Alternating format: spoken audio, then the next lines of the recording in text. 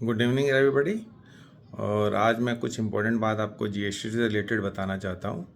जैसे कि आप सब लोगों को पता है कि जीएसटी का रजिस्ट्रेशन है, जिसकी आउटपुट लायबिलिटी है, जो हमारी जो लायबिलिटी है, जीएसटी की लायबिलिटी 2.5 लाख से कम बनती है, तो उस केस में 3 दिन के अंदर अंदर रजिस्ट्रेशन मिल जाता है। बहुत से केसेस में तो देखा गया है कि 1 घंटे में, 2 घंटे में, इवन आधे घंटे में भी रजिस्ट्रेशन आ रहा है।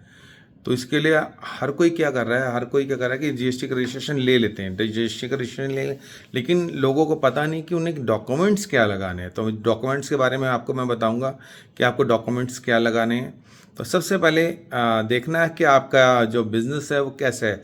आप प्रोप्राइटरशिप में करना चाहते हैं कि as a LLP, as a private limited company, partnership firm कैसा करना चाहते हैं। अगर प्रोप्राइटरशिप में करना चाहते हैं तो मेन जो प्राइमरी डॉक्यूमेंट होता है हमारा पैन नंबर होता है, जो पैन नंबर, और अगर आप इंडिविजुअल है तो आधार।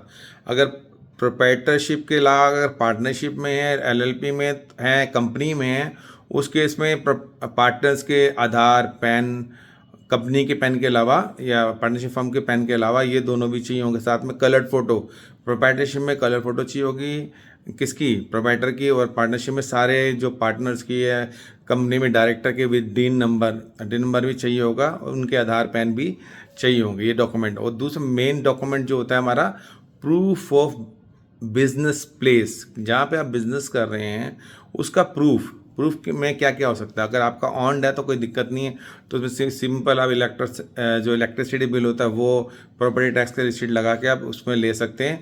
और दूसरा, अगर आपका ऑन नहीं है, ये हमने रेंट पे है, तो आपको रेंट एग्रीमेंट चाहिए होगा, और प्रोप्राइटर से एनओसी चाहिए, इवन उनका आधार, और जो आपका जो ऑनर है उसका आधार और पैन भी आपको ज़रूरत पड़ती है, तभी उस केस में मिलता है। नहीं तो क्वेरी आ जाती थी हमारे उस टाइम पहले। और दूसरा, और क्या चीज़ इंपॉर्टेंट है जो आपको बताना चाहूँगा रजिस्ट्रेशन से रिलेटेड, कि अगर गुड्स है आप में डील करते हैं तो आपको HSN नंबर पता होना चाहिए आपका, और साथ साथ में कमेंसमेंट ऑफ बिजनेस की डेट भी डालनी है आपको। और इसके अलावा अगर आपका सर्विस है, सर्विस के केस में SRC नंबर भी चाहिए होता है। जैसे HSN होता है वैसे SRC नंबर होता है।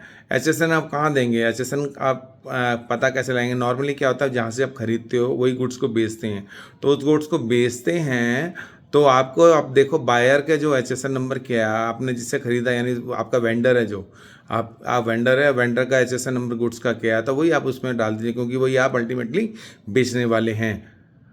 और SRC के केस में आपको आराम से गूगल में जाके सर्च कर सकते हैं, आपकी सर्विस, टाइप ऑफ सर्विस क्या, ये सब देंगे। इस तरह से आप इजीली आप अपना रजिस्ट्रेशन करा सकते हैं। थैंक यू वेरी मच, फिर मिलेंगे।